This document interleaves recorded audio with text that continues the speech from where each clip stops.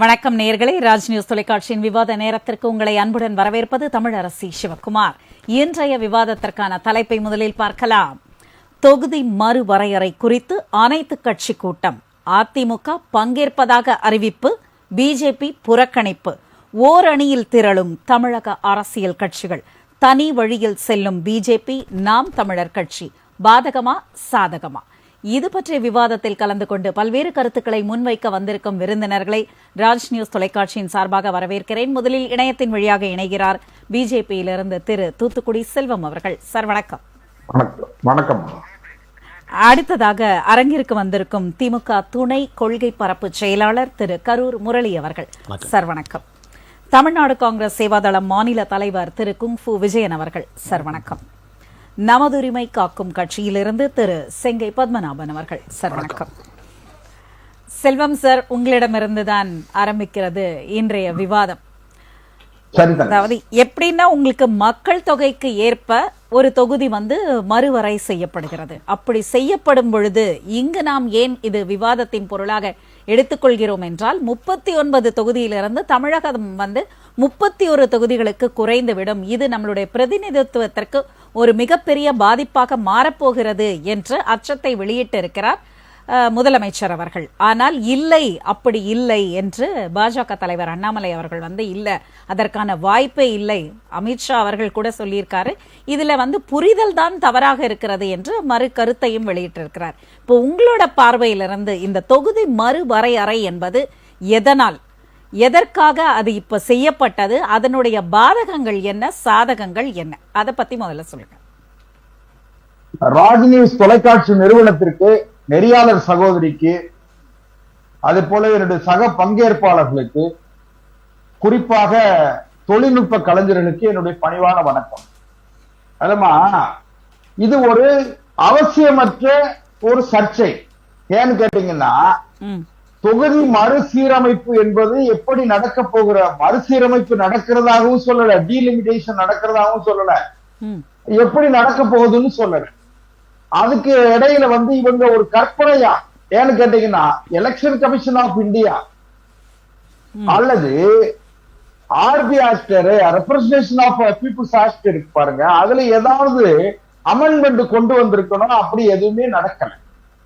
Election commission எதுவுமே ஆத்தன்டிகேஷனோ எதுவுமே சொல்லல. இந்த நிலையில இப்ப இவங்க திமுக இத ஒரு பெரிய ஏதோ அது இல்லாத ஒன்றை கற்பனை செய்து கொண்டு இவர்கள் ஒரு அனைத்து கட்சி கூட்டம் அப்படி போகிறது எதுக்குன்னு கேட்டீங்கன்னா, அவர்களுடைய அதாவது நாளும் பொழுதும் தேய்ந்து வருகிற திமுகவுடைய செல்வாக்கை தக்க வைப்பதற்கு ஏதாவது வழி இருக்கான்னு பார்க்கறதுக்காக இதை செய்யறாங்க. ஒண்ணு. ரெண்டாவது, இந்த டீலிமிட்டேஷன் இருக்கு பாருங்க, இந்த டீலிமிட்டேஷன் பத்தி அதை முன்னாள் தலைமை தேர்தல் அதிகாரி மரியாதைக்குரிய கோபால்சாமி அவர்கள் கூட 2 நாளைக்கு ஒரு ஸ்டேட்மெண்ட் கொடுத்திருந்தாங்க, நீங்க பார்த்திருப்பீங்க. அப்படி எந்த செய்தியுமே இல்லையே, இந்த நிலையில இந்த அவசியம் இல்லைன்னு சொன்னாங்க. ஒண்ணு. ரெண்டாவது, மாண்புமிகு மத்திய உள்துறை அமைச்சர், இந்திய அரசினுடைய உள்துறை அமைச்சர் மரியாதைக்குரிய அமித்ஷா அவர்கள் கூட 2 நாட்களுக்கு முன்பு கோவைக்கு வந்திருக்கும் பொழுது அவங்களுமே சொன்னாங்க, இது டீலிமிட்டேஷன்ல தமிழ்நாட்டுக்கு எந்த பாதிப்பு வராது, இவங்க கற்பனை செய்யற மாதிரி எண்ணிக்கை குறையாது, அதிகமாக வாய்ப்பு இருக்கு சொன்னாங்க. சார், குறுக்கிடுவதற்கு மன்னிக்கும், இந்த டீலிமிட்டேஷன் பில்ல பாஸ் பண்ணது யாரு? தங்கச்சி, ஒண்ணே ஒண்ணு, நீங்க அவசரம் தயவு தப்பா எடுத்துட்டாங்க. டீலிமிட்டேஷன் பில் இப்ப பாஸ் ஆகல, பில் ஃபைல் ஆகல. தயவுசெய்து நீங்க இன்னும் கொஞ்சம் கிளாரிட்டி, நீங்க அதை கொஞ்சம் சரி பண்ணி. இல்ல, நாடாளுமன்றத்திற்கு அந்த பில்ல கொண்டு வந்தது யார்? அது பாஸ் ஆகுது, அக்செப்ட் ஆகுது, ரிஜெக்ட் ஆகுது, அடுத்த விஷயம். டீலிமிட்டேஷன் ஒண்ணு வேணும் அப்படின்னு அந்த பில்ல அந்த இடத்துக்குள்ள கொண்டு வந்தது யார்? ஏமா, ஒரே ஒண்ணு கேளுங்க, காலங்கள் எல்லா மாற்றங்களுக்கும் தயாராகணும். இப்போ புது நாடாளுமன்றம் இருக்கு, நாம மாறிக்கிட்டே இருக்கணும். அப்ப நாம சூழ்நிலைக்கு ஏற்ப நம்மளோட விஷயங்களை மாத்திக்கிட்டே இருக்கணும். நாம இப்போ தகவல் தொழில்நுட்பத்துல ரொம்ப முன்னேறி இருக்கோம், அதுக்கு தகுந்த மாதிரி நம்ம மாத்திக்கணும். இப்ப என்ன கேட்டீங்கன்னா, 1971க்கு பிறகு, சரி, 1971க்கு பிறகு கூட ஏற்கனவே இருந்த நடைமுறைகள் 1971 இருந்து அப்படியே பின்பற்றப்பட்டு வருகிறது. இப்போ இந்த சர்ச்சை எப்படி வந்திருக்குன்னு கேட்டீங்கன்னா, நாடாளுமன்றத்துல 888 நாடாளுமன்ற உறுப்பினர், இன்னைக்கு இருக்கிற நாடாளுமன்ற உறுப்பினர்கள் 543 பேர் நாடாளுமன்றத்துல. அப்ப இப்போ புதிய நாடாளுமன்ற புதுசா கட்டி இருக்கிற நாடாளுமன்றத்துல 888 இருக்கைகள் போடப்பட்டு, ஒருவேளை இவங்க என்ன நினைச்சிட்டாங்கன்னு கேட்டீங்கன்னா, 888 பேர் வரும்போது பாப்புலேஷன் ரேஷியோல, பாப்புலேஷன் அடிப்படையில, அதாவது மக்கள் தொகை அடிப்படையில ஒருவேளை இடஒதுக்கீடு வந்துருச்சுன்னா நமக்கு குறைஞ்சிருமேன்னு சொல்லி இவர்களே தேவையில்லாத ஒரு கற்பனையை திமுக செய்து கொண்டு, ஆண்டருடைய கூட்டணி கட்சிகள் எப்பவுமே திமுக என்ன நினைக்கிறதோ அதை அப்படியே அவங்க ஒத்துக்கிட்டு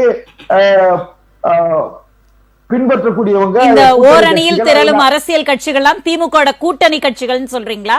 அதிமுகவும் அந்த லிஸ்ட்ல இருக்கா? இல்ல, இன்னொரு விஷயம் தங்கச்சி, அவங்க ஒரு கட்சி, அதாவது இன்னொரு விஷயம்னா ஒவ்வொரு கட்சிகளுக்கும் ஒரு தனித்தனி அடையாளம் இருக்கு.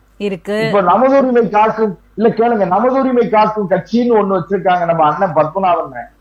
அவர் திமுகவோட இருப்பாரா அண்ணா திமுக இருப்பாருங்கிறத அவர் கட்சி எடுக்க வேண்டிய முடிவு. அதெல்லாம் நம்ம இப்போ ஒண்ணு அது அவர் எனக்கு ஆதரவா பேசிட்டாருங்கிறதுக்காக நான் சொல்ற கருத்து எல்லாத்தையும் ஒத்துக்கிறாரு, எங்களுடைய கொள்கை சித்தாந்தங்களை ஒத்துக்கிறாரு அர்த்தம் கிடையாது. அதனால அதை விட்டுருங்க. நான் என்ன சொல்றேன், அதிமுக நிலைப்பாடு என்னன்னு கேட்டா அதுல போய் கலந்துகிட்டு அவங்க என்ன சொல்றாங்க, அவங்க கட்சியுடைய கருத்து ஒண்ணு இருந்தா அதை சொல்லுவாங்க. இந்த முக்கியமா கவனிக்க வேண்டியது என்ன கேட்டீங்கன்னா தங்கச்சி, இது பாப்புலேஷன் அடிப்படையில, ஜனத்தொகை அடிப்படையில், மக்கள் தொகை அடிப்படையில இது கிடையாது. இல்ல எப்படி கிடையாது. இப்ப எப்படி பார்க்கணும்னு கேட்டீங்கன்னா, எதிர்காலத்துல ஒருவேளை அமைஞ்சதுன்னா நம்ம மத்திய உள்துறை அமைச்சர் அவர்களே சொல்லியிருக்காங்க, பொறுப்பு வாய்ந்த உள்துறை அமைச்சர் மாண்புமிகு அமித்ஷா அவர்கள் சொன்னது என்னன்னு கேட்டீங்கன்னா, இந்த பெர்சன்டைல் ரேஷியோ இருக்கு பாருங்க, கேட்டா அதுபடிதான் நம்ம பண்றதுக்கு வாய்ப்பு இருக்குங்கிற மாதிரிதான் தகவல் இருக்கு. அப்படி வந்தா தமிழ்நாட்டுக்கு 543 நாடாளுமன்ற உறுப்பினர்களை கொண்ட தமிழ்நாட்டுல இப்ப 39 நாடாளுமன்ற உறுப்பினர். நீங்க பெர்சன்டைல் இதுல பாத்தீங்கன்னு சொன்னா 7.18 தமிழ்நாட்டு அந்த ரேஷியோ கணக்கு பாத்தீங்கன்னா 7.18% வரும். அதே மாதிரி உத்தரப்பிரதேசத்தினுடைய இன்னைக்கு 80 நாடாளுமன்ற உறுப்பினர்கள் உத்தரப்பிரதேச 7.1 ஓகேங்க சார். நம்மளோட அந்த 39 தொகுதிகள் குறையுமா அதிகரிக்குமா இல்ல அதேவாது இருக்குமா? அதிகரிக்கும். சரிங்க சார், இந்த கருத்துக்களோட மற்றவங்களோட கருத்துக்களை கேட்டுக்கிறேன் நான். இல்ல, ஒரு செய்தியோட முடிச்சிடறேன். அதாவது போகின்ற ஊருக்கு வழிகேடுவது இல்லாத ஒன்றை கற்பனை செய்து கொண்டு திமுக தன்னுடைய பலகீனத்தை மறைப்பதற்கு, திசை மாற்றுவதற்கு, இப்ப இருக்கிற பிரச்சனைகளை எல்லாம் மறைமாற்றுவதற்கு செய்யக்கூடிய நாடகம், திட்டமிட்டு நடத்தப்படுகிற நாடகம் பிரச்சாரம் தான் தவிர இதுல கடுகு உண்மை இல்லை. ஓகேங்க சார், தொடர்ந்து பேசலாம். முரளி சார், நீங்க சொல்லுங்க. அதாவது இது முழுக்க கற்பனை தான், இந்த 39 அப்படின்றது அதிகரிக்கும், இந்த மாதிரியான புரிதல் எல்லாம் ஏன் திமுகவிற்கு இல்லை? திமுகவிற்கு தான் இல்லை, திமுக சொல்ற விஷயத்தை கேட்டுக்கிட்டே இருக்கிற கூட்டணி கட்சிகளுக்கும் இல்லை அப்படின்னு அவர் நேரடியாவே விமர்சனம் பண்ணியிருக்காரு. உங்களோட கருத்து? தூத்துக்குடி செல்வம் அவர்கள் பேசுகிற பேச்சில் இருந்தே தெரிகிறது, அவர்கள் எங்கோ ஒரு தவறு செய்து தமிழ்நாட்டை ஏமாற்ற வேண்டும் என்பதிலே சரியாக இருக்கிறார்கள். தலைவனில் ஆரம்பித்து தொண்டர்கள் வரை சரியாக இருக்கிறார்கள். ஒன்றும் கிடையாது. தொகுதி மறுசீரமைப்பை பற்றி முதலில் எங்கள் தலைவர் அவர்கள் ஊடகங்களின் வாயிலாக தெரிவித்த பிறகு சர்வகட்சி கூட்டத்தை நாங்கள் தமிழ்நாட்டில் கூட்டுவோம் என்றார். கூட்டுவோம் என்று சொன்ன பிறகு தமிழ் மாநிலத்தில் இருக்கிற பிஜேபியினுடைய தலைவர் அண்ணாமலை என்ன சொன்னார்? இல்ல நடக்காத ஒரு சம்பவத்தை எடுத்துக்கிட்டு முதலமைச்சர் பேசுறாரு அப்படின்னு சொன்னார். அதுக்கு அடுத்த நாளே கோயம்புத்தூருக்கு உள்துறை அமைச்சர் வந்தார். உள்துறை அமைச்சர் வந்த பிறகு என்ன சொன்னார்? தொகுதி மறுசீரமைப்பு வந்தால் உடனடியாக தமிழ்நாட்டில் தொகுதிகள் குறையாது என்று சொன்னார். அதாவது அண்ணாமலை என்ன சொன்னார்? இது கற்பனை என்றார். கற்பனை என்றது சொல்வதற்கு உள்துறை அமைச்சர் பேசுகிற பொழுது அவரும் சொல்லி இருக்கலாம், இப்படி எல்லாம் நடக்கலைன்னு சொல்லி இருக்கலாம். ஆனா அவர் என்ன சொல்றாரு? தொகுதி குறையாது அப்படின்னு சொல்றாரு. நான் கேட்கிறேன், ஏதோ திமுகவுக்கு செல்வாக்கு குறைஞ்சிருச்சு, அதனால ஒரு பிரச்சனையை கொண்டு வந்து செல்வாக்கை நான் நிலைநிறுத்த நினைக்கிறாங்க. திமுகவுக்கு எங்க செல்வாக்கு குறைஞ்சது? இப்ப கூட கருத்து கணிப்புல 5% செல்வாக்கு உயர்ந்திருக்குது. ஆனால் அதிமுகவின் செல்வாக்கு குறைந்திருக்கிறது, பிஜேபியினுடைய செல்வாக்கு குறைந்திருக்கிறது. இன்னும் ஒருபடி மேலே சொல்ல வேண்டும் என்று சொன்னால் இவர்கள் 39 தொகுதியை குறைக்கணும் முடிவு பண்றாங்க. அவங்களுடைய எண்ணம் அதுதான். ஏன்னாக்க என்னடா நாடாளுமன்றத்தில் எந்த திட்டத்தை கொண்டு வந்தாலும் நமக்கு முட்டுக்கட்டை போட்டு நம்மளுடைய திட்டத்தை, பாசிசத்தை, RSS சித்தாந்தத்தை நிலைநிறுத்துவதற்கு திமுக எம்பிக்கள் தடை போடுகிறார்கள். அது மட்டுமல்ல, தமிழ்நாட்டில் நாம் கால் ஊன்ற முடியவில்லை. ஆகவே எப்படியாவது அவர்களுடைய முக்கியத்துவத்தை குறைக்க வேண்டும். ரெண்டு அவங்க முடிவு பண்ணிட்டாங்க. என்ன முடிவு பண்ணிட்டாங்க? இனிமேல் தமிழ்நாட்டில் நம்ம கால் ஊன முடியாது, நம்ம கட்சி வளராது. சரி, வளராம இருக்கிற கட்சி, அது மட்டுமல்ல திமுகவினுடைய குரல் வலையை நெரிக்கிறோம். அதாவது அவங்க எப்படின்னு கேட்டீங்கன்னா, கழுத்துல கயிறு போட்டாதானே தெரியும் நெரிக்கிறது. வேண்டாம், கழுத்துல கயிறு போட வேண்டாம், கழுத்துல கையே போட்டுருவோம் அப்படிங்கிற ஒரு சித்தாந்தத்தோடு இப்போ என்னோட சித்தாந்தத்தோடு இவங்க நிக்கிறாங்க. நான் ஒரே ஒரு விஷயம் சொல்றேன். மக்கள் தொகை அடிப்படையில் நீங்கள் தொகுதி வரைமுறை பண்ணினால் நம்ம தமிழ்நாட்டுக்கு தொகுதி குறையாதுங்கிறாங்க. ஆனா விகிதாச்சாரம் குறைஞ்சிரும். விகிதாச்சாரம் குறைஞ்சிருச்சு அப்படின்னாக்க என்ன? இவங்க எப்படி நாடாளுமன்றம் புதிய கட்டட திறப்பு விழா, அந்த திறப்பு விழாவில் பிரதமர் என்ன பேசுறாரு? நம்ம நாடாளுமன்றம் கட்டிட்டோம், பெருமையா இருக்கு, அப்படி இப்படின்னு சொல்லியிருந்தா பரவாயில்ல. ஆனா அவர் பேசுறாரு, நாடாளுமன்றத்தின் புதிய நாடாளுமன்ற கட்டடம் நாம் கட்ட வேண்டிய அவசியம், இருக்கைகளின் எண்ணிக்கை கூட வேண்டிய அவசியம், எம்பிக்களுடைய தொகுதிகளை அதிகப்படுத்த வேண்டிய ஒரு காலகட்டம் வந்துவிட்டது. அதனால 888 இருக்கைகள் இருக்குதுன்னு அவரே தானே சொல்றாரு. பிரதமர் தானே பேசுறாரு.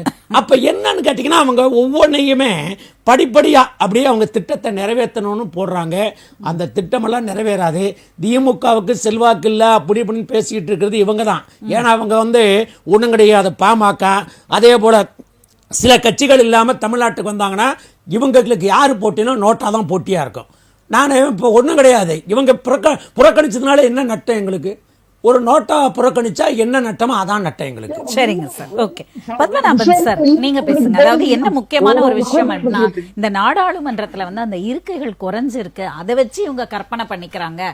ஆனா இதற்கும் இந்த உண்மையான சம்பவத்திற்கு எதுவுமே விஷயம் கிடையாது. அதையும் தாண்டி அமித்ஷா அவர்கள் ரொம்ப தெளிவா சொல்லியிருக்காங்க, இந்த பிரதிநிதித்துவம் குறையாது, 39 பாராளுமன்ற உறுப்பினர்கள் எண்ணிக்கை குறையாது. இவ்வளவு இருந்தும் கூட முதல்வர் இதற்கு இவ்வளவு முக்கியத்துவம் கொடுத்து அனைத்து கட்சி கூட்டத்தை கூட்ட வேண்டியதன் அவசியம் என்ன? அது அவசியம் இல்லாத கட்சியின் போது அதை புறக்கணிப்பு செய்ய வேண்டியது என்ன பிஜேபிக்கு? மகிழ்ச்சி. முதல்ல இன்றைக்கு நம்ம மாநிலத்தினுடைய முதல்வருக்கு இன்னைக்கு பிறந்த நாள். நம்ம தொலைக்காட்சியின் சார்பாக, நேர்கள் சார்பாக ஒரு வாழ்த்து சொல்லிக்கிறேன். இரண்டாவது, மாநில உரிமையை பற்றி பேசுவதற்காக போடப்பட்ட சர்வ கட்சி கூட்டம். அப்படி இருக்கும்போது மூட்டை பூச்சி மருந்து விற்கிற கடையிலேயே மூட்டை பூச்சி இருந்தால் எவ்வளவு தவறோ அவ்வளோ பெரிய தவறு. நாங்களும் தாவேகாவும் எங்களுடைய கட்சியும் பதிவு செய்யப்பட்டு அத்தனை பத்திரிகையிலையும் அத்தனை தொலைக்காட்சியிலையும் ஒரு வாரத்துக்கு முன்னாடி இல்லை 3 நாளைக்கு முன்னாடி வந்த வண்ணம் இருக்கின்ற நேரத்தில் எங்களுடைய கட்சிக்கு அழைப்பு இல்லை. அவருடைய தலைமைச் செயலகத்தில் போய் அவருடைய செயலாளர் மணிவண்ணனை பார்த்து கேட்டோம், மனு கொடுங்கன்னு சொன்னாங்க. என்னுடைய உரிமையை பெறுவதற்கு எங்க மனு கொடுத்து வாங்கணும்? ரிஜிஸ்டர் பதிவு பண்ண ஒரு கட்சிக்கு ஆட்டோமேட்டிக்காக டிஃபால்ட்டாக வர வேண்டியது தானே. அதை ஏன் நான் மனு கொடுக்கணும்? இல்லை, நீங்கள் கொடுத்தீங்கன்னா முதல்வர் நாலேஜ் கொண்டு போவோம், அவருக்கு தெரிஞ்சால் இதெல்லாம் ஏற்றுக்க மாட்டாருன்னு சொன்னாங்க. அவர் மேலே நம்பிக்கை கொண்டு மனு கொடுத்துட்டு வந்திருக்கேன். இன்னும் 2-3 நாள் இருக்குது, பார்ப்போம் அவர்களுடைய உரிமை போராட்டம் எந்த அளவுல இருக்கும்ன்றதை நம்ம பார்த்துருவோம். ஓகே, இப்ப சொல்லுங்க, அந்த அனைத்து கட்சி கூட்டத்திற்கு உங்களுடைய ஆதரவு இருப்பதால் தான் அங்க நீங்க சேரணும். அந்த இல்ல, சேரணுமா சேர வேண்டாமான்றதை நம்ம பின்பு கொள்கை ரீதியா நம்ம முடிவெடுப்போம். ஆக மொத்தத்தில் என்னுடைய உரிமை எப்படி நீங்க ஐ ஷுட் பி இன்வைட்டட். ஒரு குடும்பத்தினோட ஒரு அங்கமா இருக்கிறேன், நான் எவ்வளவு கான்ட்ரிபியூட் பண்றேன்றதை விட அந்த குழந்தையினுடைய அந்த குடும்பத்தினுடைய நபர் தானே நான் அழைக்கப்பட்டிருக்கணும். அது முதல்வர் நாலேஜ் கொண்டு போய் பண்றேன்னு இருக்காங்க. ரொம்ப மகிழ்ச்சி. செய்த அப்படி என்ன அழைக்கலைன்னா அதனுடைய காரணத்தை கேட்டிருக்கேன், பிறகு அதை பார்த்துக்கலாம். இப்போ நான் ஒரு கருத்தை சொல்றேன். அதனால நான் ஒரு சங்கி கிடையாது, சுங்கியும் கிடையாது. என்னுடைய இயக்கம் திராவிட மனித சங்கிலி இயக்கம், திராவிடம் இருக்கு. என்னுடைய கட்சி கருப்பு நேஷனல், மாநிலமும் தேசியமும் சேர்ந்தது தான் ஒரு நாடு. நாடு மாநிலம் இல்லாத ஒரு நாடு கிடையாது, நாடு இல்லாம ஒரு மாநிலம் கிடையாது. அதனால தெளிவா இருக்கும். இவங்க 2 பேருமே செய்கிற ஒரு பித்தலாட்ட அரசியல். இப்போ வரைமுறைப்படுத்துற நிலையே இல்லை. வாஜ்பாய் அவர்கள் வரும்போது 25 ஆண்டுகளுக்கு தள்ளி வச்சுட்டார். அது 26வது வருஷம் வந்திருக்கு. அது மீண்டும் மோடி அவர்கள் நினைச்சா 50 ஆண்டுகளோ 15 ஆண்டுகளுக்கோ 30 ஆண்டுகளோ தள்ளி வைக்கலாம். ஒரு கட்டடம் கட்டப்பட்டது உடனே 5 ஆண்டு காலத்துல வந்துடும், அதனால கட்டடம்ன்றதுல இன்னும் ஒரு 25 ஆண்டு காலம் கழித்து 30 ஆண்டு காலம் கழித்து வந்தாலும் கூட ஒரு கட்டடம் தேவை. அதுக்கு அடிக்கடிக்கு நம்ம கொடுத்தனம் போற மாதிரி வாடகை வீட்டுக்கு போற மாதிரி மாத்திட்டு இருக்க முடியாது கட்டுறாங்களே தவிர இதுல ஒண்ணுமே கிடையாது. இதுல எந்த விதமான நிலை எடுத்தாலும் நம்ம யூபியோட கம்பேர் பண்றோம். அதுதான் அந்த திமுக சூழ்ச்சி. ஆனா இந்த சூழ்ச்சியில அதிமுக எடப்பாடி எப்படி விழுந்தாருன்றதுதான். அவரு அதிமுக வளர்ச்சிக்கு பாடுபடுறாரோ இல்லையோ, இவருடைய வளர்ச்சிக்கு திமுக வளர்ச்சியில அவர் அறியாமே அவர் துணையை நிக்கிறார். ஒவ்வொரு காரணத்திலையும் ஈரோடு தேர்தலில் அவர் நின்று இருக்கணும். வரலாற்று பிழை, மிகப்பெரிய வரலாற்று பிழை. நின்று ஜெயிச்சிருக்கலாம். வித்து போன சீமான், பாலியல் குற்றவாளி சீமானுக்கே 23,000 ஓட்டு வந்திருக்கு. இவங்க நின்று இருந்தாங்கன்னா நிச்சயமா ஜெயிச்சிருப்பாங்க. அப்படி இல்லைன்னா மிகப்பெரிய அளவில் அச்சுறுத்தல ஒரு 80,000 1 லட்சம் ஓட்டு வாங்கி சாட்சி காட்டிருப்பாங்க. அந்த வாய்ப்பையும் விட்டுட்டாரு இவர். இதுல இவங்க பங்கேற்பது மடமையிலும் மடமை மேடம் இது. ஏன்னா அவங்களுக்கு அந்த சிந்தனையே இல்ல, இல்லாத ஒரு சிந்தனையை இருக்கிற மாதிரி அவங்க கொண்டு போறாங்க. இதே மாதிரிதான் மும்மொழி போராட்டம். கரூர் முரளி அவர்கள் பேசினாரு. அவருக்கு ஒரு அரிய வாய்ப்பு. இதுல இருந்து வெளியில போனாருன்னா 1 கோடி ரூபாய் கொடுக்கும் அவருக்கு. பிஜேபி 1 கோடி ரூபாய் 1 கிலோ தங்கத்தை அறிவிச்சிருக்காங்க. நாங்க மும்மொழி கொள்கையில ஹிந்தி திணிப்பு என்பது ஒரு வரி இருந்ததுன்னா எனக்கு நீங்க சொல்லுங்க, நான் உங்களுக்கு 1 கோடி தரேன் இருக்காரு இவர் சொல்லி. இவருக்கு அருமையான வாய்ப்பு. நிகழ்ச்சி முடிச்சோட அந்த வேலையை எடுத்து 1 கோடி ரூபாய் உதவி பெறுகின்ற அளவில் 1 கிலோ தங்கம் கிடைக்கும். அதுக்கு அவர் தகவலை சொல்லி இதை பொறுத்த வரைக்கும் இது பித்தலாட்ட அரசியல். இது வட மாநிலம் தென் மாநிலம்னு பிரிக்கிறாங்க. அது முதல்ல தப்பு. வட மாநிலம் வர்சஸ் நார்த் இந்தியா கிடையாது. வடக்கு தெற்கு கிழக்கு மேற்கு, ஈஸ்ட் வெஸ்ட் நார்த் சவுத். அப்படி வரும்போது நம்ம என்ன பண்றோம், நம்மளுக்கு குறையும் எந்த விதத்திலும் கிடையாது. ஒரு கிரிக்கெட் மேட்ச் ஆடுறோம், ஒரு ஆடுகளம் இருக்கு.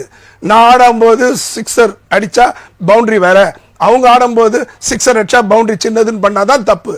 யாரும் ஆடினாலும் எல்லாருக்கும் ஈக்குவலா பால்ஸ் கொடுக்கணும். தயவு செஞ்சு சொல்றேன், ஈஸ்ட் வெஸ்ட் நார்த் சவுத்னு போயிட்டீங்கன்னா சரிசமமா வரும். இப்ப அதெல்லாம் பிரச்சனை. நாட்டுல டெய்லி பாலியல் குற்றம் நடக்குது, கொலைகள் நடந்து கொண்டிருக்கின்றது, விலைவாசிகள் தாறுமாறா உயர்ந்திருக்கு, வரி உயர்வு எக்கச்சக்கமா இருக்கு, மின்சார கட்டணம் கண் விழிப்புதுங்குது, ஒரு பெண்ணு வீட்டுக்கு போனா ஒரு பெண்ணு உள்ள வர முடியல. இந்த பிரச்சனை எல்லாம் இருக்கும் போது இதை நிர்வாக சீர்கேடு இல்லாம நிர்வாகத்தை பார்க்காம இப்ப ரொம்ப முக்கியம் 25 வருஷம் அவர் நாளைக்கு மோடி 20 வருஷம் தள்ளி வச்சிருன்னு சொல்றாரு. இப்ப உங்களுடைய கவனம் செதறி போனதெல்லாம் வேஸ்ட் தானே. இல்ல, ஒரு அட்மினிஸ்ட்ரேஷன் போது எல்லா பக்கமும் பார்க்க வேண்டியதுதானே. அததானே சொல்றேன். நீங்க என்ன பண்றீங்க இந்த ஒரு மாசம் நீங்க ஒரு மாசம் என்ன பண்றீங்க, மும்மொழியை வச்சு ஓட்டுனீங்க. இப்போ மறுவரையில ஓட்டிட்டு இருக்கீங்க. இதே மாதிரி ஒவ்வொரு வாட்டியும் நீட்டுக்கு ஓட்டுவீங்க.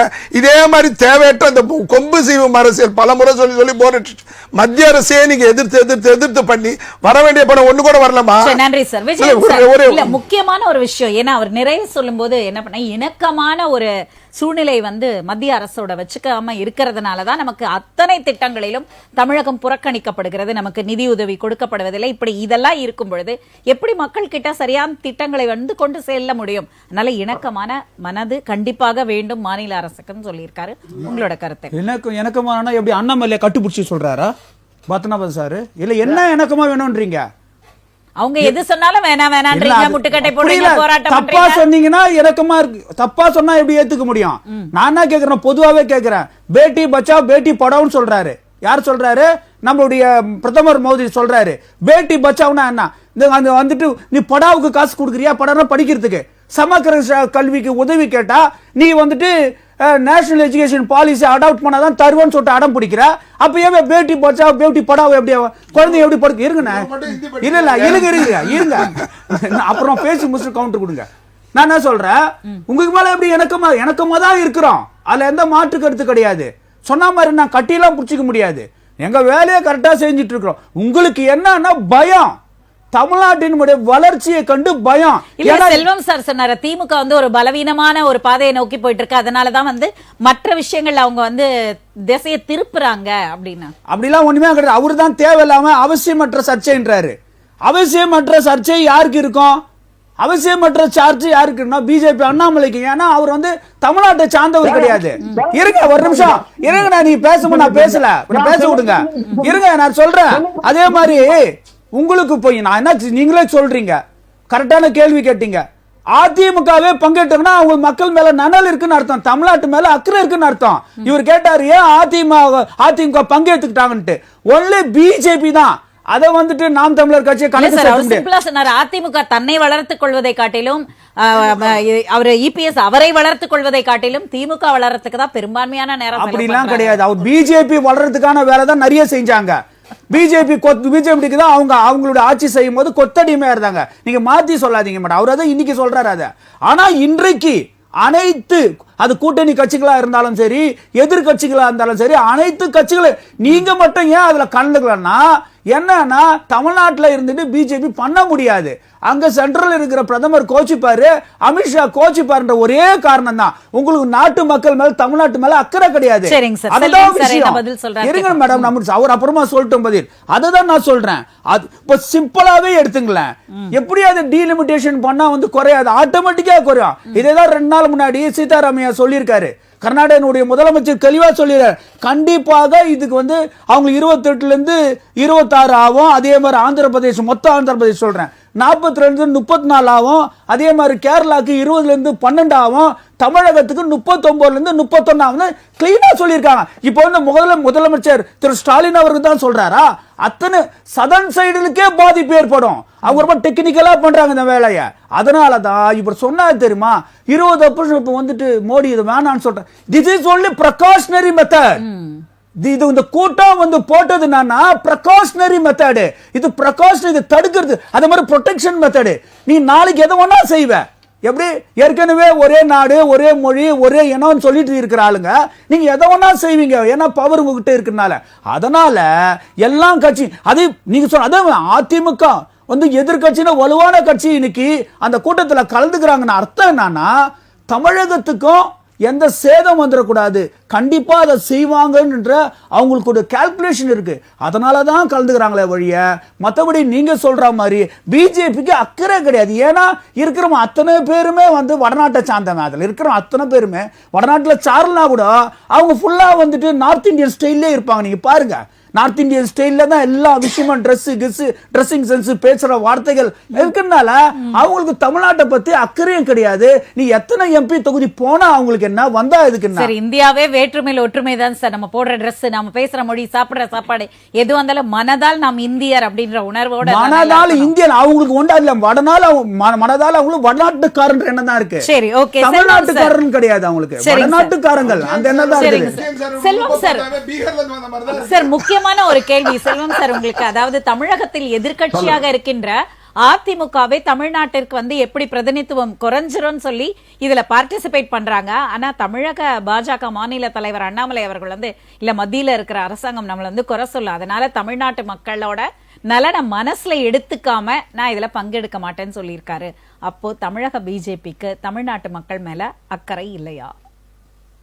தங்கச்சி, நோயே வரலையே, நோயே வராம போய் நீங்க சிகிச்சை எடுத்துக்கிற மாதிரி எல்லாம் இருக்கு. எனக்கு ஒரு நோய்ங்கிறது, நோய் முதல்ல தெரியல, நோய் நாடி நோய் வரணும்ன்றாரா? என்ன சொல்ல வர்றாரு அவரு? வந்து என்ன சார், ரொம்ப சார் நீங்க வந்து எனக்கு என்ன, நீங்க எனக்கு வந்து பாடம் எடுக்காங்க, தயவு செய்து கொஞ்சம் ஏன் எடுக்காதீங்க. அதனால நோய் தெரியல. நான் என்ன சொல்றேன்னா, இது அரசு ஒரு தேர்தல் ஆணையம், இந்திய தலைமை தேர்தல் ஆணையத்தில் இருந்து ஏதாவது அறிவிப்பு வந்திருக்கு, நோட்டிபிகேஷன் வந்திருக்கு, அல்லது மத்திய அதாவது அரசாங்கத்திடமிருந்து இது சம்பந்தமாக நாடாளுமன்றத்துல ஏதாவது ஒரு பில் நாங்க வந்து டீலிமிட்டேஷன் பண்ண போறோம்னு சொல்லி ஏதாவது பில் பாஸ் பண்ணி அந்த பில் வந்து லா டிபார்ட்மெண்ட்டுக்கு போய், அல்லது பார்லிமெண்ட்ல ஜாயிண்ட் பார்லிமெண்ட் கமிட்டிக்கு போய், அல்லது ஜாயிண்ட் பார்லிமெண்ட் கமிட்டில இருந்து பார்லிமெண்ட் டிபேட்டுக்கு வருதுன்னு சொல்லி பார்லிமெண்ட் டிபேட் டெஸ்ட்ல இருக்கா? இந்த மாதிரி ஒன்றுமே நடக்கல. கேளுங்க கொஞ்சம் ஆனா பத்திரம் பிளீஸ். அதாவது ஒண்ணுமே இல்லாம இருக்கும் போது தயவு செய்து நான் என்ன சொல்றேன்னா, தமிழ்நாட்டு மக்களை வேண்டுமென்றே திசை திருப்புவதற்காக இந்த நாடகத்தை நடத்துறாங்க. ஏன்னு கேட்டீங்கன்னா, ஒரு சின்ன உதாரணத்துக்கு ஒண்ணு சொல்றேன். நீங்க நாம் தமிழர் இயக்கத்தையும் சேர்த்து அதுல சொல்லிருக்கீங்க, தனி வழியில் பிஜேபி நாம் தமிழர் கட்சின்னு சொல்லி. இப்ப கூட நீங்க சமீபத்துல நீங்க ஒரே ஒரு விஷயம் தங்கச்சி, என்னுடைய அண்ணன் பத்மநாபன் கூட சொன்னாங்க ஒரு பாலியல் குற்றவாளின்னு சொல்லினா, அதுல கூட ஒரு வழக்கறிஞரா முரண்படுறேன். ஏன்னு கேட்டீங்கன்னா, குற்றம் சாட்டப்பட்டவர்கள் குற்றவாளிகள் வேறு வேறு. ஏன்னா நான் வந்து ஒரு அதாவது பிராக்டிசிங் அட்வொகேட் நம்ம வீட்டு பெண்களுக்கு இது நடந்தா இந்த வார்த்தையை சொல்லுவீங்களா? நம்ம வீட்டு பெண்களுக்கு இந்த வார்த்தை நடந்தா சொல்லுவீங்களா? ஆனா நான் சொல்லி முடிச்சதே நீங்க பேசுங்க.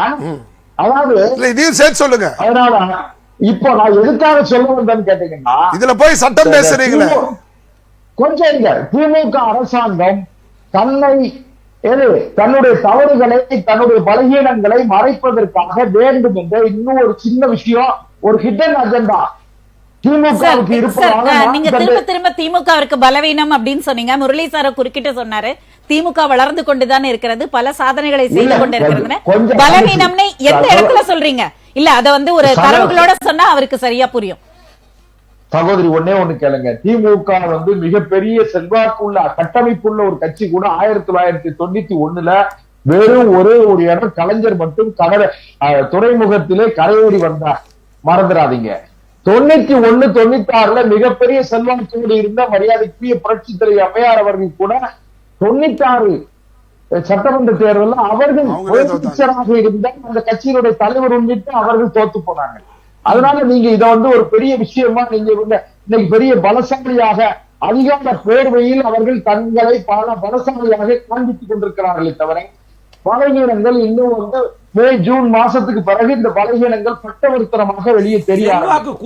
திமுக ஒரு நிமிஷம், பிஜேபி பொறுத்த வரைக்கும், பாரதிய ஜனதா கட்சியை பொறுத்த வரைக்கும் தமிழ்நாட்டில் நாங்க நாளும் பொழுதும் நாங்க வைக்கிற வாதங்களுக்கு திமுகவிடம் பதில் இல்லை.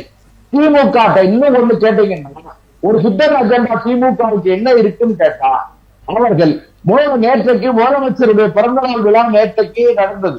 முதலமைச்சருடைய பிறந்தநாள் விழாவில் அவருடைய கூட்டணி கட்சியை சார்ந்த தலைவர்கள் எல்லாம் எல்லை தாண்டி புகழ் வைத்தார்கள். ஏன் தெரியுமா உங்களுக்கு? இன்னொரு 5-6 மாசம் கழிச்சுதான் அவங்க மாத்தி பேச முடியாது.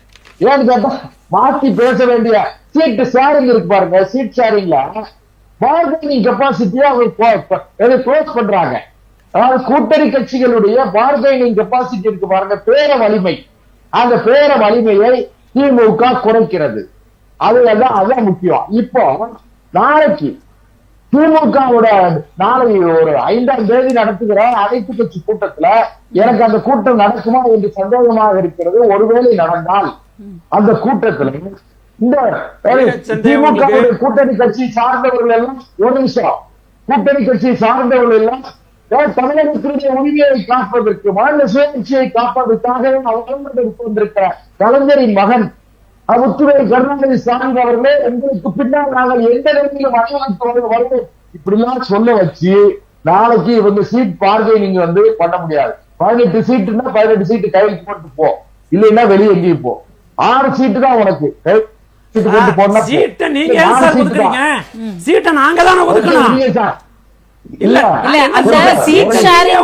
இப்படி ஒரு அனைத்து கட்சி கூட்டத்தை கூட்டணுமா அப்படின்றது அதிமுக சீட் கேக்குமா? என்ன சொல்றாரு எடப்பாடி? எங்க சீட் கேட்பாரு? அதுதான் சார் நீங்க திமுக வந்து பலவீனமாகி கொண்டே செல்கிறது. சீட் ஷேரிங்காக தான். எப்ப இது வந்து ஒரு தேசிய பிரச்சனையே அல்ல. இந்த மறுவரை என்பதெல்லாம் தவறான புரிதல் அப்படின்ற ஒரு விஷயத்த பத்மநாபன் சாரும் திரும்ப திரும்ப வலியுறுத்துறாரு. இந்த தவறான புரிதல் முதல்வருக்கு ஏற்படக்கூடியதா? நாட்டில எவ்வளவோ பிரச்சனைகள் இருக்கு, அதையெல்லாம் விட்டுட்டு இந்த மறுவரை என்ற பிரச்சனையை நோக்கி திசை திருப்பி, அதுவும் 45 கட்சிகளை அழைத்து இவங்க வந்து அனைத்து கட்சி கூட்டம் வந்து நடத்துறாங்க. இதுல இன்னொரு விஷயத்த சொல்லியிருக்காரு இவர் செல்வம் சார், இல்ல அந்த அனைத்து கட்சி கூட்டம் நடப்பதற்கான வாய்ப்பே இல்லை என்று. என்ன தரவுகளின் அடிப்படையில் இவர்களுடைய குற்றச்சாட்டுகளை நீங்க எதிர்கொள்றீங்க? அதாவது திமுக பலவீனம் என்று பலமுள்ளவர்கள் சொன்னால் பரவாயில்லை, ஆனால் பலவீனமானவர்கள் தான் சொல்லிக் கொண்டிருக்கிறார்கள். ஏனென்றால் பலவீனமானவர்களுக்கு பலவீனம் என்ற வார்த்தை தான் வரும். திமுக இன்றைய தமிழ்நாட்டில் வளர்ச்சியின் உச்சத்தை தொற்றிருக்கிறது. நாங்கள் நின்ற தேர்தலில்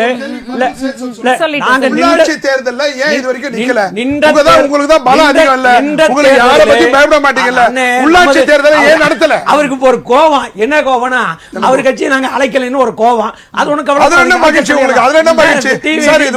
மூலமாக தமிழக முதல்வர் உங்களை கட்சியை அழைப்பார், கவலைப்படலாம். பெரிய நம்பிக்கையை கொடுத்திருக்கீங்க. அதனால ஒண்ணு இல்ல. அண்ணன் பேசுறப்ப சொல்றாரு, ஒரு குரல் சொல்றாரு, நோய் நாடி, நோய் முதல் நாடி. ஏமா நோயே வரலையே, எதுக்கு நீங்க மருந்து கொடுக்குறீங்கன்னு? சார் இன்னைக்கெல்லாம் விஞ்ஞானம் வளர்ந்துருச்சு சார். இந்த நோய் வருது அப்படின்னு முன்னாடி தெரிஞ்சுக்கணும்.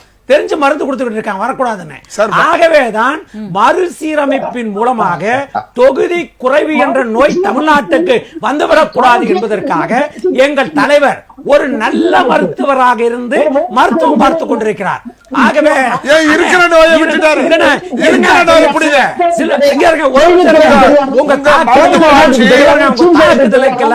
நாங்க பயப்பட மாட்டோம், ஒண்ணும் கிடையாது. இப்ப பிஜேபிக்கு என்ன பயம்னு கேட்டா, என்னடா எதை எடுத்தாலும் தடுக்கிறாரே, அதுவும் தமிழ்நாட்டில் இந்தியாவில் இருக்கிற முதலமைச்சர்கள் எல்லாம் கம்முன்னு இருக்காங்க. தமிழ்நாட்டு முதலமைச்சர் ஒரு பிரச்சனை கையில் எடுக்கிறார். அதுவும் ஐயா சீதாராம் ஐயா பேசல, நாங்க பேசணும்.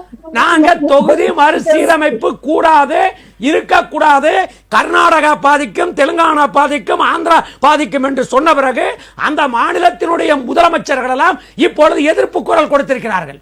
இன்னமும் சொல்றேன், அண்ணன் தூத்துக்குடி செல்வத்துக்கு சொல்றேன், இதே நிலைமை நீங்க போயிட்டு இருந்ததுன்னா இந்தியாவில் இருக்கிற எல்லா முதலமைச்சரும் எதிர்ப்பு தெரிவிப்பாங்க. சொல்லுங்க சார் பத்மநாபன் சார். இந்தியா முழுக்கவே இந்த தமிழகத்திலிருந்து கிளம்பிய இந்த பொறியானது இந்தியா முழுக்க பரவும், அங்க இருக்கிற மாநில முதல்வர்களுக்கு ஒரு மிகப்பெரிய விழிப்புணர்வை கொடுக்கும். முரளி சார் சொன்னாரு, எங்களுடைய ஆட்சி மருத்துவ ஆட்சி, அது எதிர் வர்ற நோயை குணம் நாடி குற்றம் நாடின்ற மாதிரி அவர் அந்த சிகிச்சை கொடுக்கிறார். அதெல்லாம் இருக்கட்டும், prevention is better than cure, நான் ஏத்துக்கிறேன். இருக்கிற நோயை முதல்ல தீருங்க, இருக்கிற நோய்க்கு மருந்து கொடுக்காம தயவு செஞ்சு ஒரு கலைஞர் டிவி, சன் டிவியை மட்டும் பாக்குறத விட்டுட்டு, முரசொலியை மட்டும் படிக்கிறத விட்டுட்டு, அத்தனை பத்திரிகையும் அத்தனை சேனலையும் பார்த்தாருன்னா நாட்டு நடப்பே தெரியல, நாட்டு நடப்பே தெரியாம சொல்றேன் சார். சார், ஒரு நாளைக்கு ஒரு குற்றம் போக, ஒரு நாளைக்கு பல பாலியல் சார், பல கொலைகள் சார், பல கொள்ளைகள் சார்.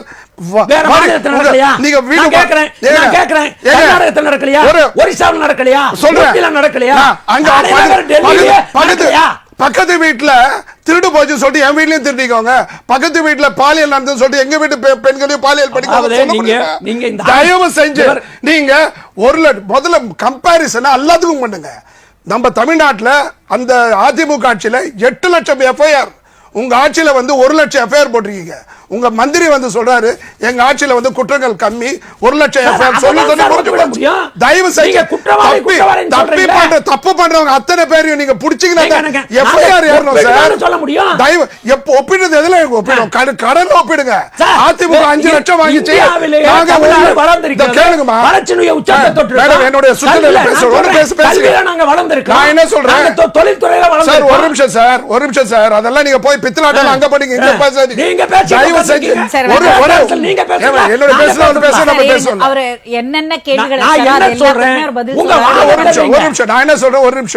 ஒரு லட்சம் எஃப்ஐஆர் போட்டு ஒரு மந்திரி சொல்றாரு, எங்க ஆட்சியில குற்றங்கள் கம்மின்னு சொல்றாரு. நீங்க 5 லட்சம் கோடி அவங்க வாங்கியிருக்காங்க 10 ஆட்சியில. நீங்க 3.5 ஆண்டுல 3 லட்சம், 4 ஆண்டுல 4 லட்சம். இதுல போட்டி வேண்டாம், எஃப்ஐஆர் ஏத்துங்க, ஆட்டோமேட்டிக்கா இறங்கும். நம்ம காங்கிரஸ் சகோதரர் சொன்னாரு, உடுப்புல இவர் திமுக ஆதரவா பேசுறாரு. பிஜேபியை திமுக அடிக்குமா, திமுக அடிக்குமான்றதுல பிஜேபி அழிக்கக்கூடிய சக்தி உங்ககிட்ட இருக்கு, அதை மறந்துட்டீங்க. நீங்க என்ன செய்யணுமோ நீங்க அதை விட்டுட்டு நீங்க திமுக சப்போர்ட் பண்ணிட்டீங்க. உங்க தலைவர் எக்கு கூட்டணி மூப்பனர்லாம் கடந்த காலத்துல எல்லாம் கூட்டணி சொல்றதுக்கு நாமினேஷன் முடிகிற நாள கூட நைட்ல அவங்க வீட்டுல போய் தேடு கேட்பாங்க. பத்திரிகையாளர்லாம் யார் கூட தான் ஐயா போக போறீங்க, தேர்தல் நிக்க போறீங்களா, இல்ல கர்ப்ப சொல்லுங்கன்னு சொல்லுவாங்க. இவர் இப்பயே என்ன சொல்றாரு, எக்கு கூட்டணி அவங்க நடத்துவாங்க சார் கூட்டணி. இந்த கூட்டணி சர்வகட்சி கூட்டணிக்கு காரணமே எங்க கூட கம்யூனிஸ்ட் இருக்கு, எங்க கூட விசிகா இருக்கு, எங்க கூட மதிமுக இருக்கு, எங்க கூட காங்கிரஸ் இருக்குன்னு பறைசாற்றுவதற்கு செய்யப்பட்ட ஒரு சூழ்ச்சி. அந்த சூழ்ச்சியில அதிமுக போய் இடம் பெற்றதான் நாளைக்கு தமிழ்நாட்டு முதலமைச்சர் மதிமுக எங்க கூட்டணி இருக்கு, அதே போல பாத்தீங்க அப்படின்னு விடுதலை சிறுத்தை இருக்கு எங்க கூட்டணியில, அதிமுக எங்க கூட்டணி இருக்குன்னு சொல்ல முடியுமா? அததான் சொல்றேன், அவங்க பண்ண தப்பு சார். இனிமே கூட இல்ல என்ற எதிர்க்கட்சி திமுக உரிமை போர் கலந்து கொள்கிறது என்றால் ஒட்டுமொத்த கட்சியும் பிஜேபிக்கு எதிர்த்து, பிஜேபியின் சித்தாந்தத்தை எதிர்த்து தமிழ்நாட்டில் ஓர் அணியில் நிற்கிறோம் என்பதை நிரூபித்திருக்கிற முதலமைச்சர் செல்வம் அவர்களால் பொறுத்துக் கொள்ள முடியவில்லையா? இது தமிழ்நாட்டு நலனுக்காக நம்ம கொள்கை ரீதியா, அதாவது கட்சியோட கொள்கை என்பது வேற, மக்களோட நலன் என்பதுதான் முக்கியம் என்ற அத்துணை கட்சிகளும் ஓரணியில் திரள்வதை செல்வம் அவர்களால் ஏற்றுக்கொள்ள முடியவில்லையா என்பதுதான் முரளி அவர்களுடைய கேள்வி. சகோதரி என்னுடைய நண்பர்கள் வந்து குறிக்கிறாம நீங்க பாத்துக்கிடுங்க, கொஞ்சம் என்ன பாதுகாத்துக்கிடுங்க. ஒரு சின்ன வேண்டுகோள் ஒண்ணு கேளுங்க. அதாவது பாரதிய ஜனதா கட்சியை பொறுத்தவரையில் இன்றைக்கு நாங்கள் 18.5% வாக்கு வந்து எங்களுக்கு கன்சாலிடேட் ஆயிருக்கு. ஒண்ணு. ரெண்டாவது, எதிர்காலத்துல நான் ஒரு சின்ன ஏகிட்ட நீங்க எல்லா விஷயத்தையும் நீங்க நாட் ஏபிள் டு டிஸ்க்ளோஸ், அதனால நீங்க அதை வந்து கேட்க வேண்டாம்.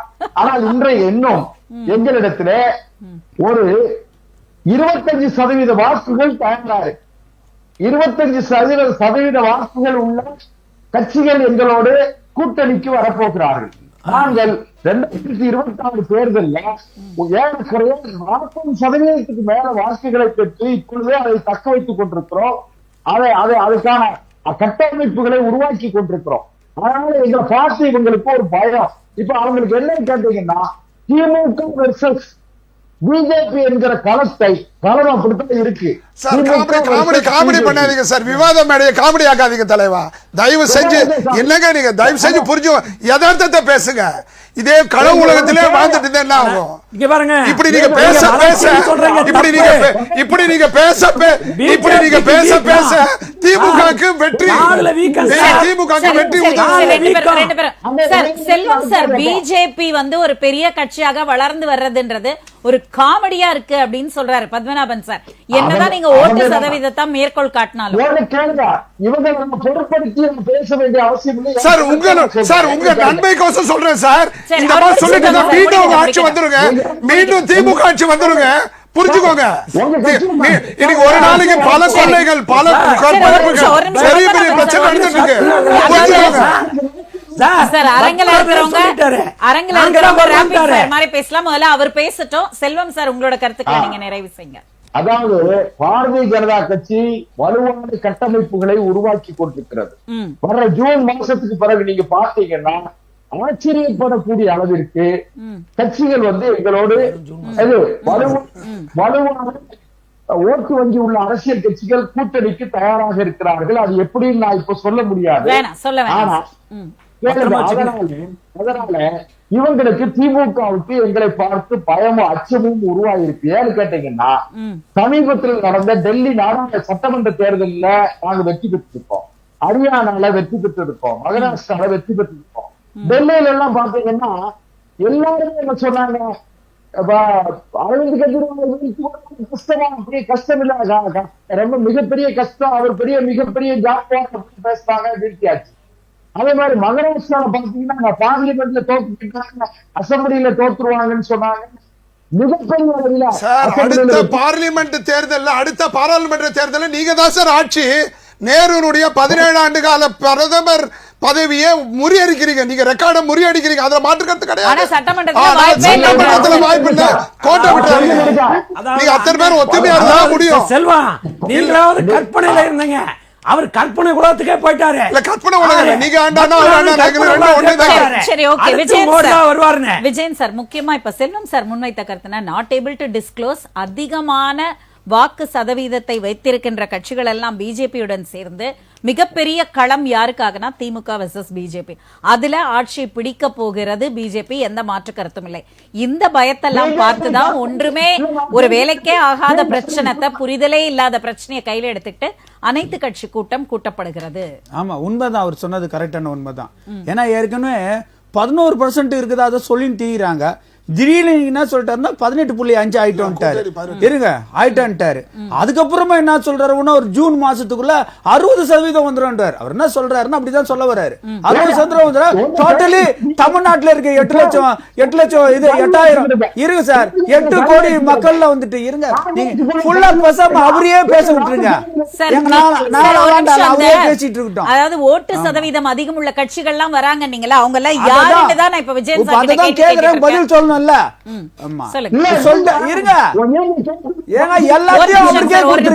ஒரு நிமிஷம் அமைதியா இருங்க சார், சொல்லுங்க. அதான் 8 கோடி மக்கள் இருக்காங்க இல்லையா தமிழகத்துல, அதுல கண்டிப்பா 7.5 கோடி மக்கள் வந்துட்டு பிஜேபி சாதகமா போயிட்டு ஓட்டு போடுறோம். அவர் அப்படிதான் சொல்ற. ஏன்னா ஏதாவது என்ன சொல்றதுன்னா, டெல்லியில ஜெயிச்சுட்டாங்க, மகாராஷ்டிரால ஜெயிச்சுட்டாங்க, எல்லாம் முட்டியில மூளை உள்ளவனுங்க. தப்பா நினைக்காதீங்க, மற்ற மாநிலத்தை கவரா சொல்ல. ஏன்னா மற்ற மாநிலம் சுத்திட்டு வந்திருக்கிறேன், அவர் ஒண்ணா தமிழ்நாட்டுல வந்துட்டு சுத்தி இருந்திருப்பாரு. சொன்னதை திருப்பி சொல்லுங்க. இருங்க நான் ஒரு தடவை தான் சொல்வேன். நான் என்ன அதனால தமிழ்நாட்டுல அப்படி இல்ல, மண்டையில மூல உள்ளவங்க. நீங்க சொல்ற அந்த பாச்சாக்கு, நீங்க உடான்ஸுக்கு அதான் பொய், பச்சையா சொன்னா பொய்க்கலாம். தமிழ்நாட்டு ஜனங்க ஏமாற மாட்டாங்க, ஏமாந்து போனவங்களே கிடையாது. எது இன்னைக்கு இவ்வளவு சொன்னாரு, இவரும் சொன்னாரு, எங்க சொன்னாங்க டீலிமிட்டேஷன்? அப்ப சொன்னாத ஆளு ஏன் வந்து அமித்ஷா வந்துட்டு கோயம்புத்தூர்ல வந்து நீ டீலிமிட்டேஷன்ல வந்துட்டு கம்மியாவாதுன்ற வார்த்தையை சொன்னாரு?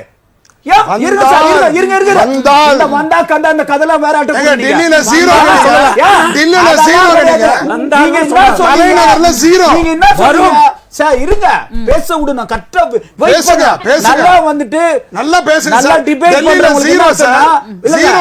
நல்லா டிபேட் பண்றதுக்கு பொறுமை என்னன்னா பேச விட்டு கவுண்டர் ஆயிட்டீங்க. சந்தோஷமா கேக்குறோம்.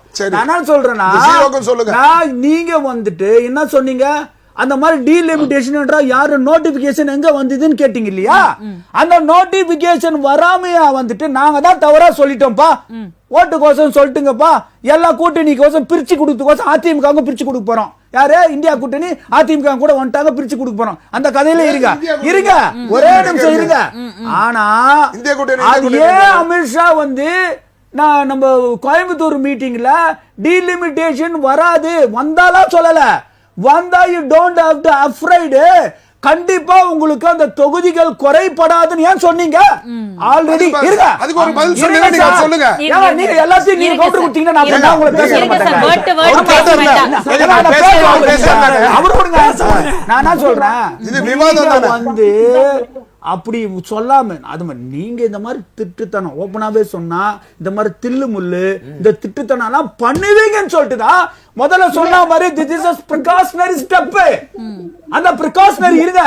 நீங்க சொன்னீங்க நோய் நொடி வந்துச்சு, இதுவும் பெரிய நோய். இது வந்து கொரோனாவை விட பெரிய நோய். இந்த பிஜேபி இருக்கு தெரியுமா, பெரிய நோய். அவங்க பயங்கரமான சில விஷயங்களை அதிமுக இன்னைக்கு அதிமுக சொன்னாரு, அதிமுக அந்த சூழ்நிலை மாட்டிக்கிட்டான்னு சொன்னா தெரியுமா, அது தவறு. அதிமுக கண்டிப்பா அவங்க சுய லாபத்துக்கு கூட இருக்கட்டும், ஆனா கண்டிப்பா இதுல வந்துட்டு பலியாக கூடாது. அவங்களும் பாதிக்கப்படுவாங்க இல்லையா, அவங்களுக்கும் எம்பி சீட் குறையும் இல்லையா, சுயநலம் கூட இருக்கட்டுமா.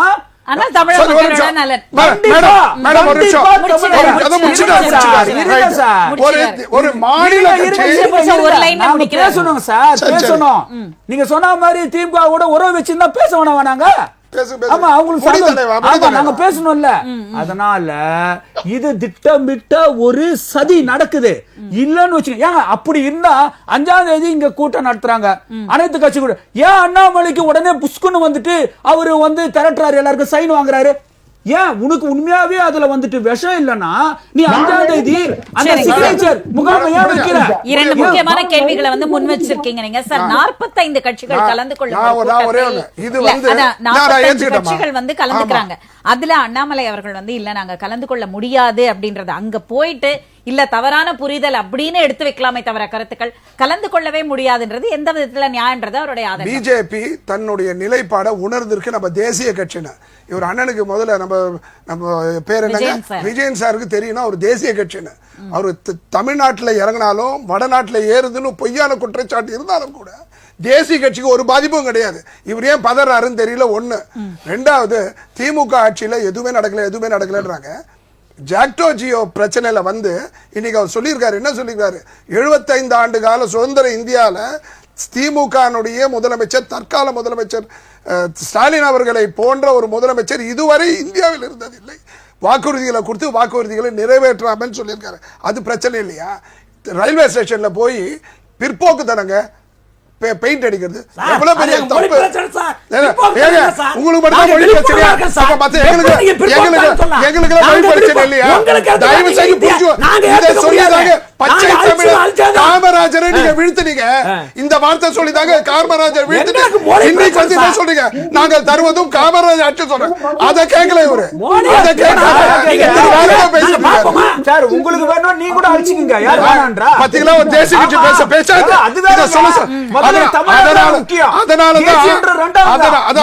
அதனாலதான் டெல்லியில வந்து பூஜ்ஜியம். தயவு செஞ்சு மக்கள் பார்த்து பேச சார், தமிழ் மொழிக்கு சார், ஆபத்து பித்தலாட்டத்தை வருமா? நிறுத்துங்க சார். தமிழ் மொழிக்கு ஆபத்து மொழி பற்று இருக்க வருமா? பாருங்க. மொழி இந்தியை பற்று இருக்குங்க. எதிர்ப்போம். மொழி இருமொழி பற்று கொள்கை தான் இருக்குங்க. எங்க உயிர் கொள்கை. தமிழன் தான் மும்மொழி முக்கியம். திட்டத்தை சரிங்க. ஏற்க மாட்டோம். தமிழன் தான் முக்கியம். மும்மொழி கொள்கை, 2 மொழி கொள்கை எல்லாம் இருக்கட்டும், ஒரு பக்கம் இருக்கட்டும், தப்பே பேசல. உங்க கொள்கையை நீங்க வச்சுக்கிட்டு அழுங்க. ஆனால் ஒரு சாமானிய, என்னுடைய வாழ்க்கை நான் திறந்து இருக்கேன். இன்னைக்கு திமுக இருக்க முரசொலி மாறன் பிரதமராக இருந்திருக்கலாம், கலைஞர் அவர்கள் பிரதமராக இருந்திருக்கலாம். அதுக்கு ஒற்றை காரணம், 40 ஆண்டு காலம் 50 ஆண்டு காலத்துல இன்னும் ஹிந்தி வந்திருக்கு. ஏக் காவ் மே ஏக் கிசான் ரகத்தா அத்தா. இதுக்கு எதுக்கு இங்க அக்கா போரு? ஹிந்தின்றது ஒரு பாஷையே கிடையாது, அதுக்கு ஒரு வரலாறே கிடையாது. தமிழ் 50,000 ஆண்டுகளுக்கு உலக மூத்த மொழி. இந்தி திருப்பி இருந்தா உங்களுக்கு தான் 1 கிலோ 6 பம்பர் இருக்கு. நைட்டு போய் வாங்குங்க 1 கோடி அண்ணாமலையிட்டு இருந்து திருப்பி காமிச்சுட்டு. நான் சொல்றது என்னன்னா, தயவு செஞ்சு இப்போ fittest of the survival of the fittest.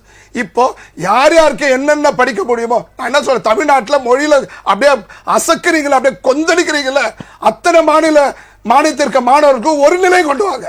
படிச்ச வீட்டு பையன், பணக்கார வீட்டு பையன், செல்வந்தருக்கு அவங்களுக்கு மட்டும் ஹிந்தியை கொடுத்துட்டு கவர்மெண்ட் பள்ளியில படிக்கிறவங்களுக்கு மட்டும் நீங்க ஹிந்திய மாற்று மொழியை கத்துக்கூடாது.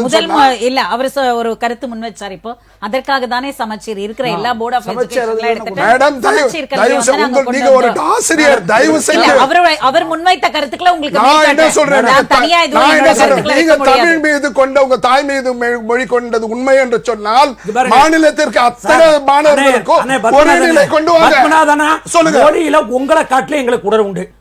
மாற்று கருத்து கிடையாது. சமச்சீர் கல்வி திட்டம் கொண்டு வந்தோம். சமச்சீருக்கு இதுக்கு சம்பந்தமே கிடையாது. என்ன இல்ல, சமச்சீர் என்பது ஆங்கிலம், தமிழ், அதுக்கு சம்பந்தம் கிடையாது. சார் ஒரு சார், இந்த மாதிரி ஏமாத்தி ஆந்தது போகாது. 25 ஆட்சி பண்ணுங்க, 50 ஆட்சி பண்ணுங்க, 75 வேண்டாம் என்று சொன்ன காரணத்தால் தான், தமிழ் படி ஆங்கிலம் படி என்று சொன்னதால்தான் ஒரு அப்துல் கலாம், ஒரு மயில்சாமி அண்ணாதுரை, ஒரு சிவன், ஒரு வீரமுத்துவேல் போன்ற அறிஞர்கள் உருவாக்கியது தமிழ். இந்த பித்தலாட்டத்தை நிறுத்துங்க. எண்ணி அந்த 4 பேரையே 40 வருஷம் 50 வருஷம் பிரைவேட் ஸ்கூல்ல ஒரு ஸ்கூல்ல 50 இன்ஜினியர் 50 டாக்டர் உருவாராம். ஒரே ஒரு ஸ்கூல்ல 50 பேர் 100 பேர் உருவாராம். அதை விட்டுட்டு அது அப்துல் கலாம், சிவன், மயில்சாமி சொல்லிட்டு இருப்பீங்க. மேடம் செல்வம் சார், நிறைவான கருத்துக்கள் சொல்லுங்க. அதாவது இந்த அனைத்து கட்சி கூட்டம் கூட்டப்படுகிறது. 45 கட்சிகளை அழைத்து மார்ச் 5ஆம் தேதி கூட்டியிருக்கிறார் தமிழக முதல்வர். இதில் கலந்து கொள்ளவில்லை பிஜேபி. சாதகமா பாதகமா? அதாவது இல்லாத ஒன்றை அர்ப்பணை செய்து தமிழ்நாட்டு மக்களை திசை திருப்புவதற்காக திமுக நடத்துகிற நாடகத்தில் நாங்கள் பங்கேற்று எங்களை நாங்கள் கரைப்படுத்திக் கொள்ள விரும்பவில்லை. 1. 2வது, பாரதிய ஜனதா கட்சியை பொறுத்தவரையில இவர்கள் தமிழ்நாட்டில் இருக்கிற 6 கோடி மக்கள், 6 கோடி வாக்காளர்களை 8 கோடி மக்களை பிரதிநிதித்துவப்படுத்துவதாக பேசுகிறார்கள். ஆனால் பாரதிய ஜனதா கட்சியை பொறுத்தவரையில காஷ்மீரத்திலிருந்து கன்னியாகுமரி வரை இருக்கிற 140 கோடி மக்களும் எங்களுடைய உறவினர்கள், எங்கள் நாட்டினர், எங்கள் இந்திய மக்கள்.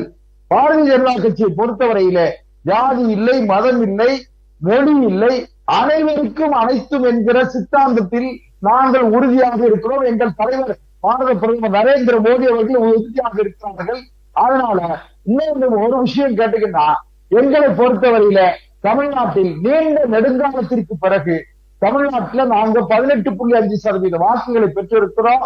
அதனால நாங்க நம்பிக்கையோட, ஆனால் ஒரு அரசியல் கட்சி என்பது தன்னுடைய வாக்கு சதவீதத்தை உயர்த்துவது, ஆட்சி அதிகாரத்தை கைப்பற்றுவது என்பதுதான் அரசியல் கட்சியினுடைய அல்டிமேட் கோல். அதான் இருக்க முடியும். அந்த வகையில் நாங்கள் வருகிற 2026 சட்டமன்ற தேர்தலில் பாரதிய ஜனதா கட்சியை மக்கள் மதிக்கிறார்கள். ஒரு சின்ன செய்திமா, ஒவ்வொரு கிராமத்தில் மாத்திரமல்ல, ஒவ்வொரு வீட்டிலும் ஒரு பாரதிய ஜனதா கட்சியினுடைய தொண்டன் இருக்கிறார். ஒவ்வொரு வீட்டிலும் பிரதமர் நரேந்திர மோடியை தெரிந்தவர் இருக்கிறார். ஒவ்வொரு வீட்டிலும் தமிழ்நாட்டினுடைய பாரதிய ஜனதா கட்சியுடைய தலைவர் மரியாதைக்குரிய அண்ணாமலை அவர்களுடைய தாக்கம் ஒவ்வொரு வீட்டிலும் இருக்கு. இவங்க 1000 பேசிட்டு போட்டோம், நாங்க 70, இவங்க இப்படித்தான் சத்தம் போட்டு கிடப்பாங்க. 75 விசா சத்தம் போடட்டும், சட்டமன்றம் போக போகுது, நாங்க தான் அப்படின்னு சொல்லி முடிச்சிருக்கீங்க. விஜயன் சார், உங்களுடைய நிறைவான கருத்து ஒரு வரியில சொல்லுங்க சார், ஒரு வரியில சொல்லுங்க.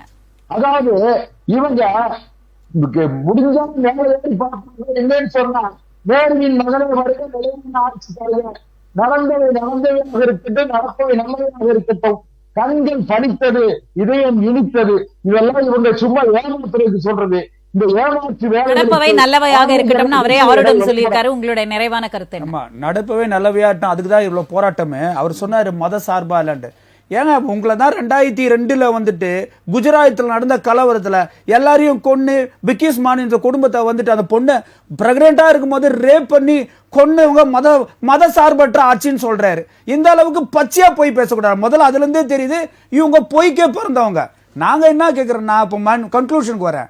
நாங்க ஹிந்தி, பொதுவா ஹிந்தி எடுத்துட்டேன் வச்சா நீங்க திணிக்காதீங்கன்னு தான் சொல்றேன். நான் நல்லா ஹிந்தி பேசுவேன், அதுக்குன்னு சொல்லிட்டு தமிழ் நீங்க திணிக்காதீங்கன்னு தான் சொல்றோம். நாங்க என்ன சொல்றோம்னா, இந்திய நீங்க ஏதாவது ஒரு முறையில எங்களை பலவீனப்படுத்தி திணிக்காதீங்க. அது ஒரு காலத்திலையும் அதை தமிழகத்தில் இருக்கிற நானும் சரி மக்களும் அதை ஏற்றுக்கொள்ள மாட்டான்னு தான் சொல்றோம். அதே மாதிரிதான் இப்போ டீலிமிட்டேஷனுக்கு என்ன சொல்றேன்னா, எங்களுக்கு உங்க மேல பயம் இருக்கு, உங்க வார்த்தைகளுக்கு மேல பயம் இருக்கு.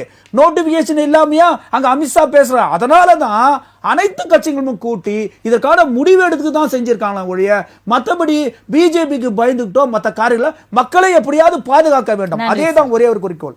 நன்றி சார். நன்றி சார். பத்மநாபன் சார், உங்களுடைய நிறைவான கருத்து. பயப்பட அவசியம் கிடையாது. திமுக பயப்படுதுன்னு அவசியம் ஆச்சரியப்படுத்த ஒண்ணு இல்ல. தலைவா சொல்றது கேள் தலைவா, நீ தேசிய கட்சி, நீ அங்க போய் உட்கார்ந்து எத்தனை காலம் தமிழ்நாட்டு மக்களுக்காக அவர் பேசுறாரு. நான் மட்டும் நான் அமெரிக்காக்காரங்க பேசிட்டு இருக்கேன். ஒரு நான் என்ன பேசுறேன், முதல்ல இந்த கட்சி மத்தியில போய் ஆட்சி புரிஞ்சு இந்த பிரச்சனைகள்லாம் தீர்வு காட்டுறதுக்கு ஒரே அதிகாரம் பெற்ற கட்சி காங்கிரஸ். திமுக ஜாலராட்சா ஒருபோதும் மத்தியில் ஆட்சி பண்ண முடியாது. மாநிலத்திற்கு அத்தனை கட்சியிலையும் அத்தனை இடத்துலையும் அதிகமா சீட் நின்று ஜெயிச்சு பிஜேபி அகற்றுங்க. இல்லைன்னா இந்த மாதிரி அவங்கள மாதிரி பெணத்து புலம்பின்னு இருக்க வேண்டியதுதான்.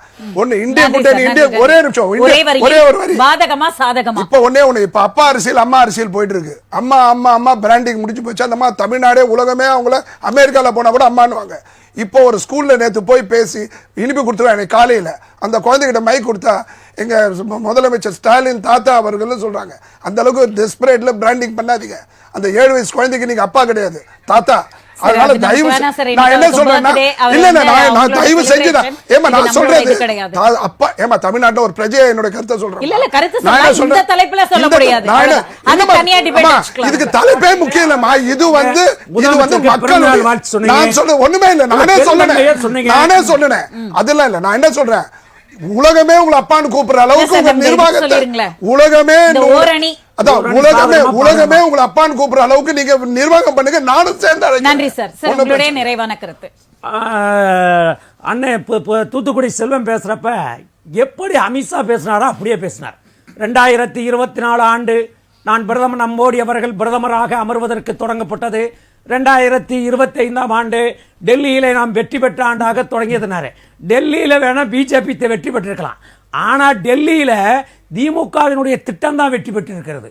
ஏன்னு கேட்டாங்க, உங்க தேர்தல் அறிக்கையில் என்ன சொன்னாங்க தெரியுங்களா, நாங்க தமிழ்நாட்டில் மகளிர் உரிமை தொகையாக 1000 ரூபாய் தரோம்னா எங்க திட்டத்தை அப்படியே காப்பி அடிச்சுட்டு போய் டெல்லியில போய் மோடியும் அமித்ஷாவும் பேசினாங்க.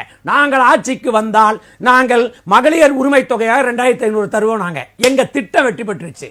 ஆகவே இனிமேல் இந்த அனைத்து கட்சி கூட்டம் என்னவாக போகிறது? அனைத்து கட்சி கூட்டம் என்பது நம்மளுடைய உரிமைகளை நிலைநாட்டுகிற கூட்டம். ஒன்றும் கிடையாதுங்க. இவங்க சொல்றது மறுசீரமைப்பு வந்தா தென்னிந்தியாவிலேயே 130 தொகுதி இருக்கு. ஆனா அவங்க அமுல்படுத்தினா 103 தொகுதி தான் வரும், மீதி தொகுதி போயிடும்.